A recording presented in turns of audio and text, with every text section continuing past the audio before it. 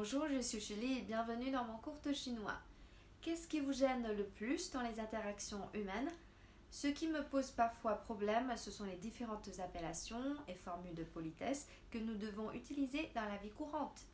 En français, vous avez madame, mademoiselle, monsieur. En chinois, nous avons des mots équivalents, mais qui sont en général utilisés dans des circonstances très formelles. Alors, quel terme utiliser lorsque vous croisez quelqu'un dans la rue? En chinois, nous avons un terme très utile, lao shi, qui veut dire professeur. En Chine, ce terme n'est pas une appellation réservée seulement aux enseignants. Vous pouvez appeler n'importe qui lao shi, car chacun a sa spécialité et peut donc vous faire partager ses connaissances. Il y a d'ailleurs une expression chinoise, san ren xing, bi you wo shi, qu'on peut traduire en français par si trois personnes marchent ensemble, l'une peut être mon professeur, qui signifie que les gens, peu importe le milieu d'où ils viennent, ont toujours quelque chose à vous apprendre.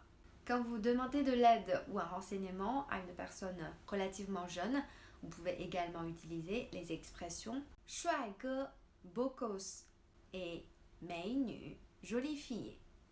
Aujourd'hui, on voit même apparaître de nouvelles appellations comme 小哥哥, petit grand frère, et 小姐姐, petite grande sœur.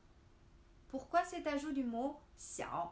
En Chine comme partout ailleurs, il est impoli de demander son âge à quelqu'un, tout particulièrement s'il s'agit d'une femme. Or, l'utilisation du terme 哥哥 ou 姐姐 signifie que la personne à laquelle vous vous adressez est plus âgée que vous. Mais en rajoutant 小, petit, sa connotation négative est grandement diminuée. Bien sûr, lors d'occasions formelles, il est nécessaire d'utiliser 先生, monsieur, et 女士, madame, comme par exemple pour annoncer les intervenants lors d'une conférence.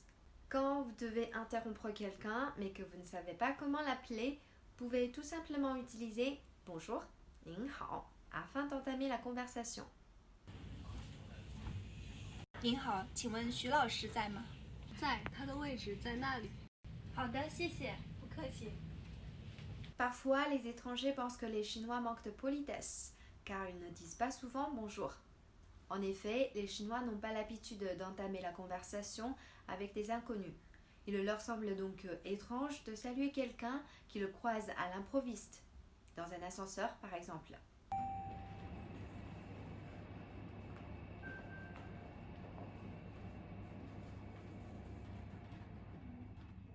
D'ailleurs, les Chinois n'utilisent pas vraiment la salutation bonjour, même entre connaissances.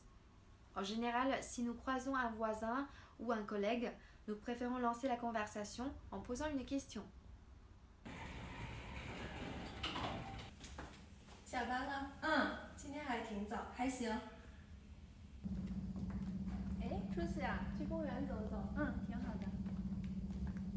Hormis 您好 et 请, nous utilisons de nombreuses autres formules de politesse.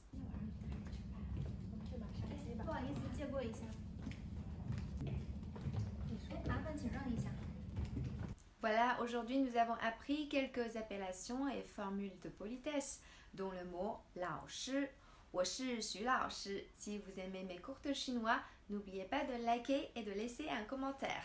Cela m'encourage à continuer. À la prochaine!